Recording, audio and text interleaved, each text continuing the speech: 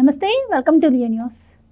జనరల్గా ఏదైనా ఒక రాష్ట్రంలో అసెంబ్లీ సమావేశాలు జరుగుతున్నాయి అంటే ప్రజల్లో ఏం చర్చ నడుస్తుంది, ఏ ఎమ్మెల్యే ఏం మాట్లాడాడు, మన సమస్యలు ఏమన్నా అసెంబ్లీలో ప్రస్తావించారా లేదా అన్నదే ప్రధానంగా ప్రజలందరూ కూడా టీవీల్లో చూస్తూ ఉంటారు, చర్చించుకుంటూ ఉంటారు. కానీ ఈసారి ఏపీ అసెంబ్లీ సమావేశాల్లో మాత్రం అసలు సమస్యలు తీసి పక్కన పెడితే ప్రతిపక్షం వెళ్తుందా లేదా, అసెంబ్లీ సమావేశాలు స్టార్ట్ అయిన ప్రతిసారి ఇదే చర్చ.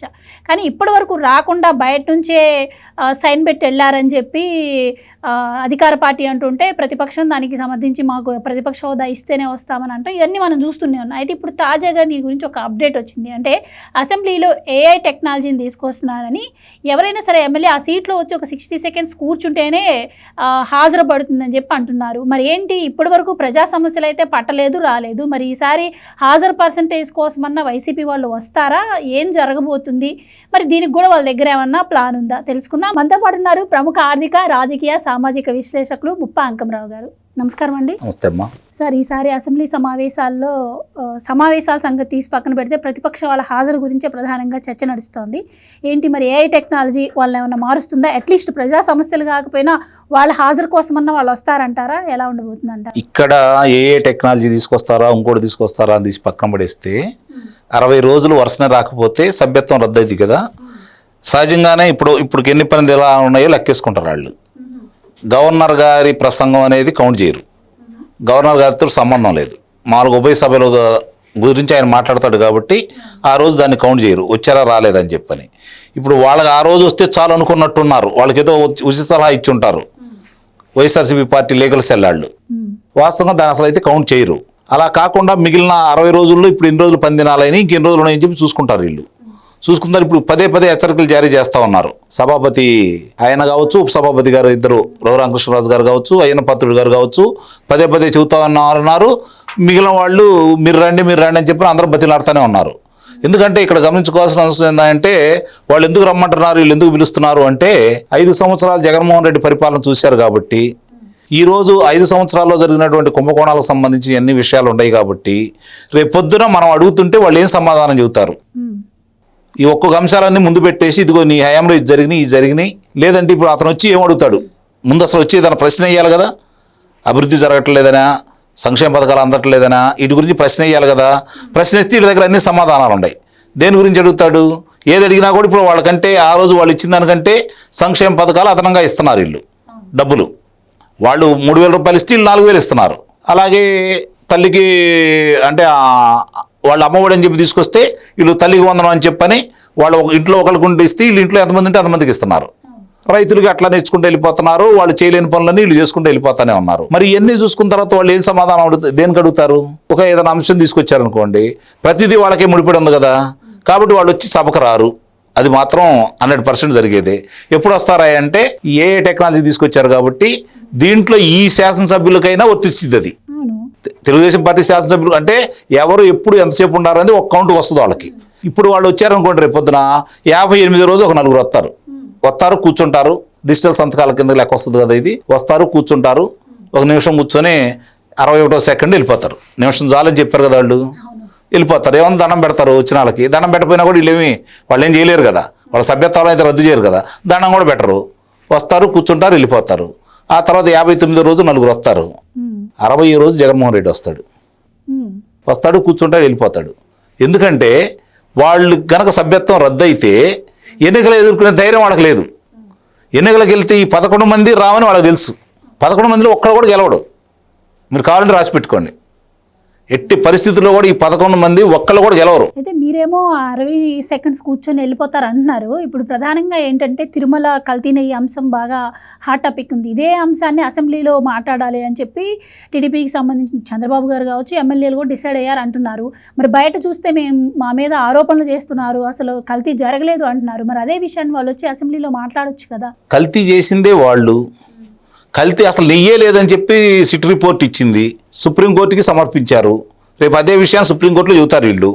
ముందుగా ఏసీబీ కోర్టుకి ఇచ్చారు, నెల్లూరు ఏసీబీ కోర్టులో దాన్ని పొందుపరిచారు. రేపు పొద్దున సుప్రీంకోర్టు కదా పర్యవేక్షణ జరుగుతుంది సిబిఐ వాళ్ళ ఆధ్వర్యంలో, వాళ్ళ దగ్గర కూడా వెళ్ళిద్ది. అందుట్లో అసలు నెయ్యే లేదని స్పష్టంగా వచ్చింది. కెమికల్స్ ద్వారా నెయ్యి లాంటి దాన్ని తయారు చేశారని చెప్పి వచ్చింది. వాళ్ళు వచ్చినది ఇదే సిట్ నివేదికని 260 పేజీలని సమగ్రంగా వాళ్ళు చదివారనుకోండి, ఇందులో ఏ పేజీ గురించి మాట్లాడితే జగన్మోహన్ రెడ్డి రాసిచ్చేవాడు ఎవరుంటారు? పలానా పేజీలో పలానా వస్తుంది, దాని గురించి మాట్లాడమని. పోనీ అంత ఓపిక కానీ, జరిగిన వాస్తవాలను కాదనేంత శక్తి కానీ, కల్తీ చేయలేదనేది కానీ వాళ్ళకి తెలుసు కదా కల్తీ జరిగిందని చెప్పే ధైర్యం వాళ్ళకి ఎక్కడ ఉంటుంది? కాబట్టి ఏదో ఒక వంక. ఇంకోటి చెబుతున్నాను, వాళ్ళు అడుగుతున్నారు, నేను గవర్నర్ ప్రసంగంలో కూడా వెళ్ళిపోయినప్పుడు మా నాయకుడికి ప్రతిపక్ష నాయకుడు హోదా ఇవ్వండి అంటున్నారు. నిజంగా కనుక ప్రజలు 18 కాదు, తెలుగుదేశం పార్టీకి ఇచ్చినట్టు 23 స్థానాలు ఇచ్చినా వాడు అసెంబ్లీకి వచ్చి ఉండేవాడు కాదు. ఏమనేవాడు తెలుసా? మాకు 39.5% ఓట్లు వచ్చినాయి, మాకు ముఖ్యమంత్రి పీఠం కూడా 2 సంవత్సరాలు ఇవ్వండి అని చెప్పి న్యాయస్థానానికి వెళ్ళేవాళ్ళు. అసలు ఈరోజు వాళ్ళు న్యాయస్థానానికి వెళ్ళారుగా ప్రతిపక్ష నేత కావాలని. మరి అది వచ్చిందా కూడా ఓపిక పట్టలేకపోతే ఎట్లా? శాసనసభలో అంటే ప్రజల సమస్యలు ఏం లేవా? శాసనసభలో వాళ్ళ మీద వచ్చిన అభియోగాలకి ఇందాక మీరు అన్నట్టు కల్తీ నెయ్యి గురించి కావచ్చు, మరి మద్యం కుంభకోణం గురించి కావచ్చు, వీటన్నిటి గురించి వాడు బహిరంగ మాట్లాడొచ్చుగా. బయట మాట్లాడేవాళ్ళు శాసనసభ అయితే రికార్డ్ అయింది కదా. శాసనమండలి ఎందుకు మాట్లాడుతున్నారు?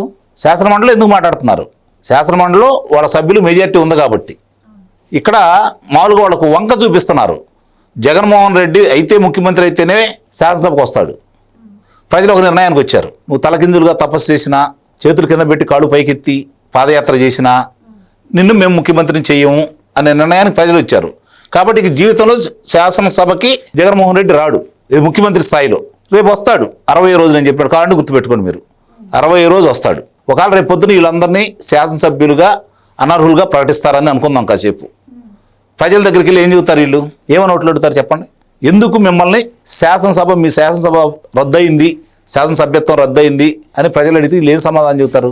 మా నాయకుడికి ప్రతిపక్ష నేత ఇవ్వలేదు, అందుకని మేము వెళ్ళలేదన్నారు. మరి ఈ 11 మంది గెలిచినా కూడా రాదు కదా, మరి మీకు ఎందుకు ఓట్లు వేయాలంటే వీళ్ళు సమాధానం ఏంటి?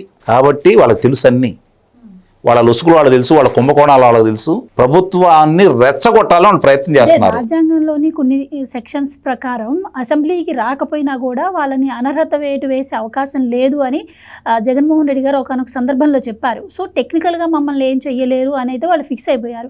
కాకపోతే ఇంకా చేస్తే గీస్తే ప్రజలు ఏమన్నా బుద్ధి చెప్తే కానీ టెక్నికల్గా చేసే అవకాశం ఉంది. 60 రోజులు కనుక కంటిన్యూగా రాకపోతే చేయొచ్చు, అవకాశం అయితే ఉంది. వాళ్ళు లా పాయింట్లు వాళ్ళు తీస్తారు, వాస్తవంగా అదైతే ఉంది. మరి అన్నప్పుడు దాంట్లో లేదు అన్నప్పుడు మరి దీంట్లో ప్రతిపక్ష నేత ఇవ్వాలని కూడా లేదు కదా, మరి ఎందుకు అడుగుతున్నారు వాళ్ళు? అంటే ఒక వంక కావాలి వాళ్ళకి. రెండోది, ఇప్పుడు అధికార పక్షాన్ని రెచ్చగొట్టాల, శ్రేణులను రెచ్చగొట్టాల, వాళ్ళ మీద దాడులు జరగాల, ఆ సింపతి కార్డుతో రావాలా. ఇప్పుడు మన జోగి రమేష్ దగ్గరికి వచ్చాడు, 2 అవుట్. రేపొద్దున ఇంకో కార్యక్రమం చేపట్టుకుంటాం. అంతకుముందు చూసాం కదా మనం రెంటపాళ్ళ 3 చనిపోయారు. అంటే అతను ఎక్కడికి వచ్చినా కూడా ఇలాంటి, అంటే నాకు జనబలం విపరీతంగా ఉంది, నేను వస్తే జనం ఎంతమంది వస్తారు, తొక్కిసలాట జరుగుద్ది, అంటే విపరీతంగా జనం వస్తున్నారు, క్రేజ్ పెరిగింది జగన్మోహన్ రెడ్డికి, కాబోయే ముఖ్యమంత్రి జగన్మోహన్ రెడ్డి. ముఖ్యమంత్రి అవ్వాలనుకున్నాడు, ఏం చెప్పాలి?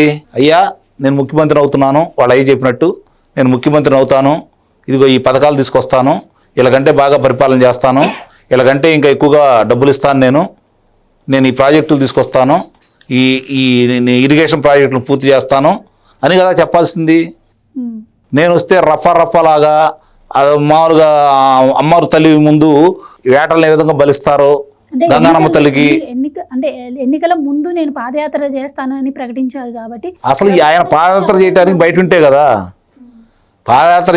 ఉంటే కదా, సంవత్సరాల టైం ఉంది, ఇంకా సంవత్సరాలు కాదు, ఇంక ఎక్కువ ఉంది అతను చెప్పే సమయానికి.